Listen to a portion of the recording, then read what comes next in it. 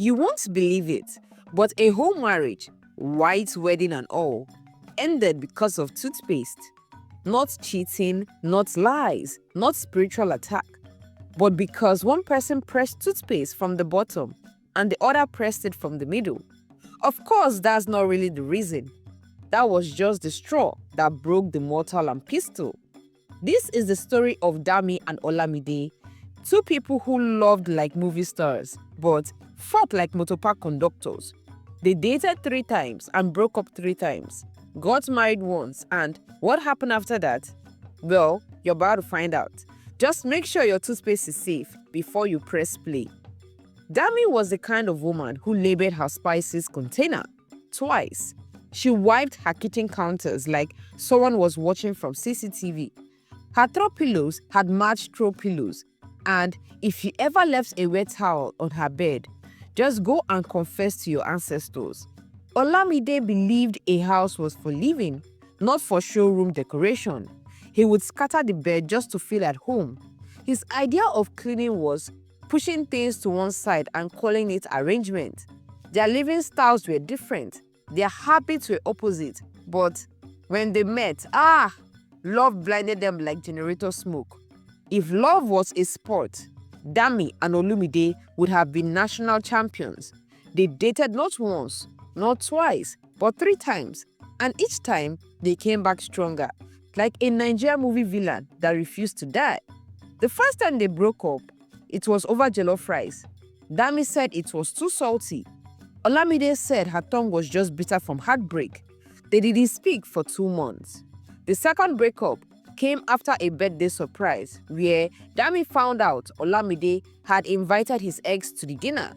It's just friendship, he said. Dami sent him a card that read, RIP to your senses. But the third time was different. They came back mature, wiser, in love, or so they thought. Everyone around them believed it was destiny. They're finally getting married. Love is sweet, oh. God, when? Me too, I beg. They looked good together. Both Yoruba, both fine, both stubborn. Olamide was tall, brown-skinned, beard always well fine, like he shaved with a Sprite level. Dami was curvy, chocolate-skinned, and never wore a bonnet more than 5 seconds unless she was going to war or sleeping. Their wedding was beautiful, like Instagram highlights reel type of beautiful. White chairs, blushing bridesmaids, groomsmen that looked like tech bros. They had a hashtag, DO Love Forever. The food slapped. The MC was funny. Even people who didn't believe in marriage said, God, when? Nobody knew that the rice had barely digested before the wahala started. Their courtship was full of late-night calls, movie nights, and long messages that started with baby love and ended with good night, my world. But marriage came with surprises. The kind no one tells you during premarital counseling, like how toothpaste could become a weapon of mass destruction. The first fight started on a cool Tuesday morning. Olamide was brushing his teeth when he noticed the tube of close-up looked like it had been squeezed by a violent toddler from the middle. He stepped out of the bathroom, toothbrush still in his mouth, and held up the tube like evidence in court. Dami, you press this thing from the middle again, Abi? She looked up from tying her headscarf. And so, babe, we've talked about this now. You press from the bottom, not the middle. Be civilized. Olamide, it's toothpaste, not national cake. But it shows character. Who presses from the middle? Your mother should have raised a man that buys his own toothpaste then. Boom! First slap of the morning. Not physical, but the kind of insult that enters bone marrow. Olamide dropped the tube gently like a bomb. So now you're insulting my mother because of ordinary Colgate. It was close up, whatever. That was the beginning. The middle of the toothpaste war was when Olamide started hiding his own tube in his sock drawer. Dami, in return, used his expensive body lotion to clean her makeup brushes. Percy entered their marriage like a third partner, but the pounded yam fight, that one made history. It was a Saturday afternoon. Olamide was lying on the couch like a Nigerian prince who just returned from war. Babe, please, pounded yam and egusi today. Real one, not that blender nonsense. Dami, peep from the kitchen. I hear you. 30 minutes later, the aroma filled the house. He ran to the dining table and saw her scooping steamed yam from the pot into the yam pounder. Yay! You're using that machine again? You said pounded yam. You didn't say I must break my back to do it. Damn me. What happened to mortar and pestle? What happened to tradition? Olamide, what happened to sense? Is this a gym? He stood there, offended and hungry. If it was my mother, she would pound yam till her arms bleed, then go and marry your mother. Mortars while dishing the soup. Your mother should have used a condom. Silence. Heavy. Deadly. Olamide turned. Dami turned. Eye contact was made. They didn't talk to each other for 2 days. The Panayam was eaten in rage and shame, separately. They lived in the same house, but it felt like Unilag hostel. Everyone minding their business, locking their room doors and marking territories. After 2 weeks of the Panayam warfare, door slamming Olympics and a mysterious incident where Olamide's toothbrush went missing and reappeared wet on the toilet brush holder, they finally agreed to try marriage counseling, not because they believed in therapy, but because if they didn't, someone was going to catch a slap and it wouldn't be emotional. The session was at New Dawn Family Clinic, a calm office with white walls, fake plants and an air freshener that smelled like fake forgiveness. Their therapist, Mrs. Ajoke Ireti, was in her early 50s, slim, calm, glasses hanging low on her nose like she had seen things, real things, but nothing could have prepared her for Dami and Olumide. So she began gently. Why are we here today? Dami crossed her legs. Olumide folded his arms. Olamide said, because she's too stubborn. Dami said, because he's too stupid. Ajoke listened and replied, okay. Ajoke took a breath, the kind you take before entering Lagos traffic. Let's talk about your love languages. What makes you feel valued? Olamide replied, food, peace, and quiet. Dami replied, respect, cleanliness, and not living with a grown man that farts in bed like it's a spiritual gift. Olamide replied, I don't fart with pride. I warn you sometimes. Dami replied, you say incoming and then laugh.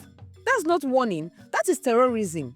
Ajoke replied, okay, let's move to conflict and resolution. Dami replied, I'll resolve by ignoring him. Olamide said, and I retaliate by burning stew on purpose. Ajoke stared at them like someone who was calculating how to retire early. So you're telling me you fight over toothpaste, yam, fan direction, farting, and burnt stew? Dami replied, and that's not even the full list. Olamide said, he rearranged my gamepad buttons out of pettiness. Dami replied, he hit my wig head. I was late for work because my calls were flat. Ajoke, silence. She closed her notebook slowly like it was judging her. Let me be honest. I've counseled couples battling cheating, addiction, even in-law witchcraft. But this one is advanced. You people don't need therapy. You need NEPA to take light on your mouth. In fact, she brought out her purse and handed them 10,000 naira in cash. Please take your refund. I cannot die for toothpaste and yam. She personally walked them out, holding the door open like she was casting demons out. Outside in a parking lot, they argued over who should hold the refund money. That evening, Dami sent her friend BC a voice note that started with, this man is mad, properly mad. And Olamide told his guys, I'm buying separate toothpaste. If this marriage fails, I must save my mental health. If you live in Lagos or anywhere in Nigeria really, you don't just marry a person, you marry their compound. For Dami and Olamide, that meant Mama Ayoka, the neighborhood's uninvited marriage counselor, prayer warrior, and executive gossip. She caught Dami one afternoon outside, wearing wrapper and face cap, dragging a bucket like she came from war. Dami, my daughter, Mama Ajoke called, adjusting her head tie. You've not smiled lately. Is everything okay in the house? Yes, ma, Dami replied, fake smiling, like someone just drank garri without sugar. Let me just tell you, submission is key. You see, my husband, I don't argue, I kneel to give him food. Dami paused, holding a detergent like a weapon. Really? That's beautiful. You should also kneel to train your children. Yesterday, your son was chasing a chicken with cutlass in his school uniform. Boom! Mama Yoka's smile vanished like NEPA light. You're insulting me now? No, Mao, I'm just submitting advice, since you like submission.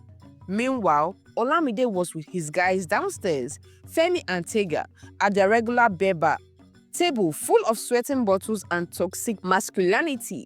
Bro, Femi said, adjusting his Gucci slides. This babe na handful, I swear. If na me, Tega added, I go seize her phone and send her to her father's house for 1 week. Cool her down. Or just stop talking to her, Femi advised. Give her silent treatment. That one they pimper slap. Abi, Tega said, do like my uncle. He packed his wife's wigs and locked them in boots. She begged.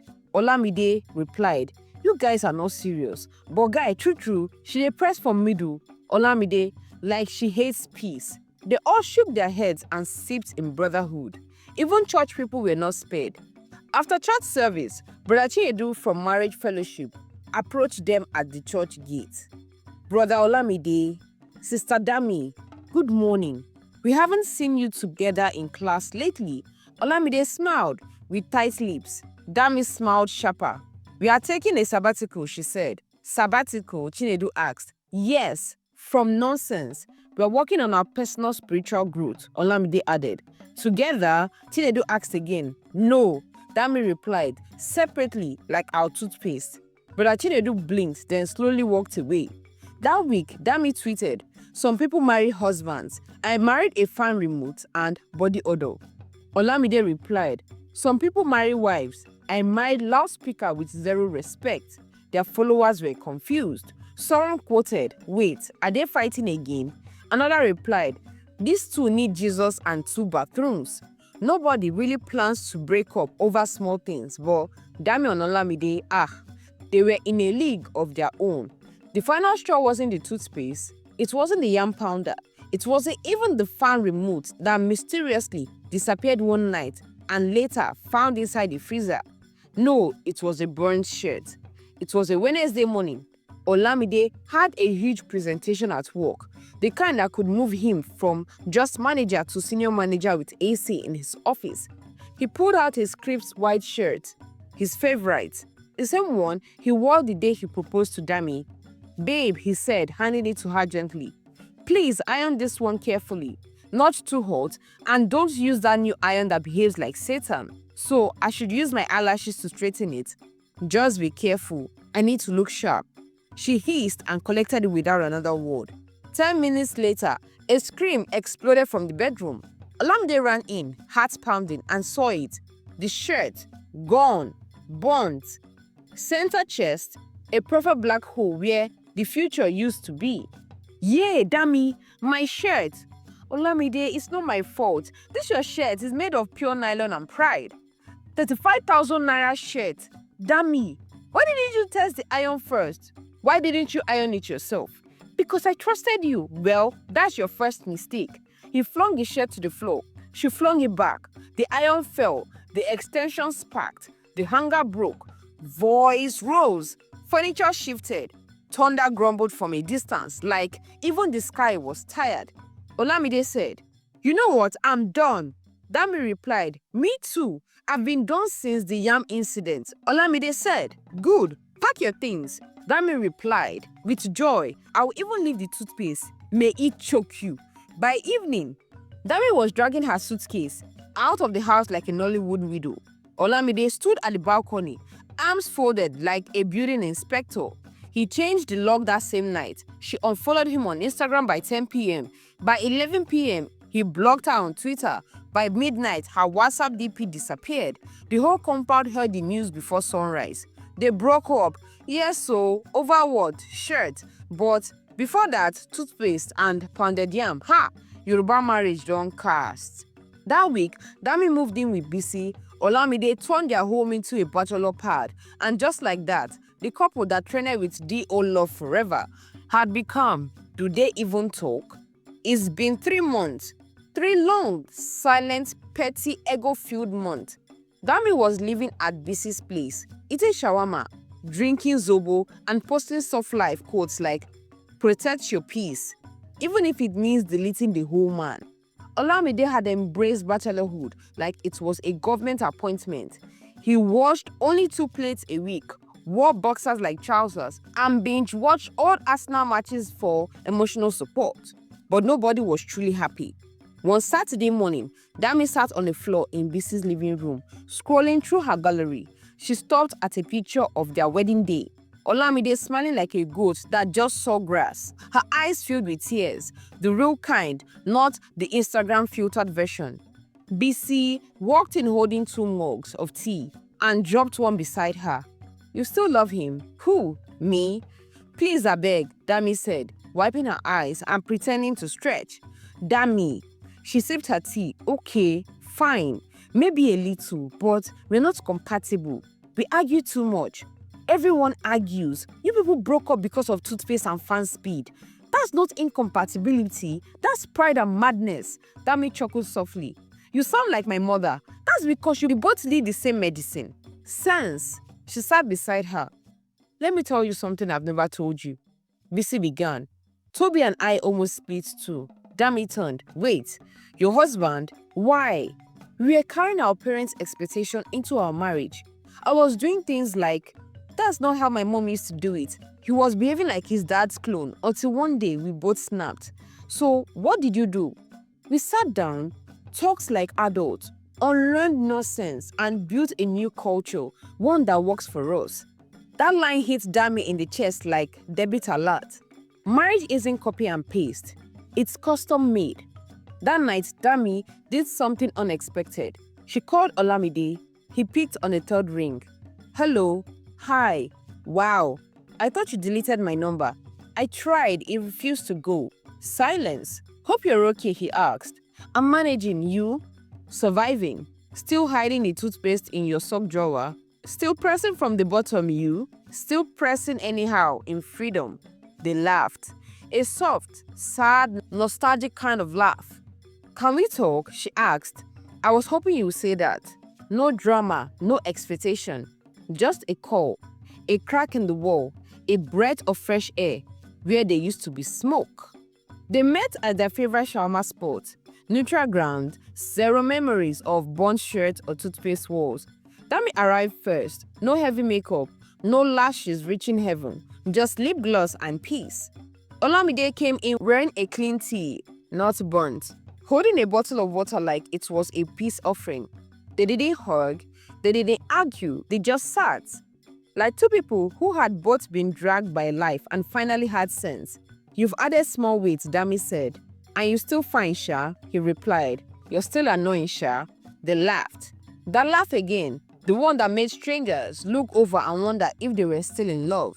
"So, what now?" he asked. Dami sipped her juice slowly. "We talk, no expectations, just try to be friends again. Friends who squeeze toothpaste separately, or maybe just buy different ones." She smiled. They talked and talked about all the small things that became big, about how neither of them was taught to build a new culture, only to inherit old ones, and how love needs space to breathe, not a list of rules from mommy and daddy's generation. "I wanted a wife like my mother," Olamide confessed, "but I forgot I didn't marry my mother. And I wanted a husband who just magically understood me," Dami said. "But I forgot you're not a magician, just a man trying." They paused. "Do you think we rushed it?" she asked. "No, I think we just brought too much baggage," he replied. "Marriage is not automatic understanding. It's intentional learning. No kiss, no dramatic music. No, I still love you. Just realness and a decision to rebuild not romance, but respect." Weeks passed. They began to check up on each other. No pressure, just friendly check-ins. One evening, they went grocery shopping together. Separate trolleys, but same laughter. One Sunday, they attended a wedding and whispered jokes through the entire ceremony. One night, Olamide sent her a text. "I miss arguing with you in small doses." She replied, "I miss you pressing Toothpaste like a madman." They weren't back together. Not yet, but they were trying. This time, not as perfect people pretending to be couple goals, but as two humans learning what it means to choose peace. Press pause and start over. Not with old habits, but with new understanding. Because sometimes, love doesn't need a reset button. It just needs a new tube of toothpaste and a little maturity. The end. Some of the lessons we learned from this story are: marriage is not copy and paste, it's custom made. Pride makes small things explode. Humility fixes big ones. Unlearning is just as important as loving. Sometimes what you need isn't a new person, just a new mindset. I hope you enjoyed this wonderful story. Go ahead and click on the subscribe button, else you might not stumble on this wonderful page again. Like this story, share to someone you know that will also enjoy this wonderful masterpiece. Also, turn on the post notification so you'll be the first to know when I drop a new story. And I'll see you in the next one, my loves. Till then, bye. Mwah. Thank you so much for watching till the end. Please click on the subscribe button to support us. Turn on the post notification to get notified when I upload a new story. Like, share, and comment your thoughts. Till then, bye.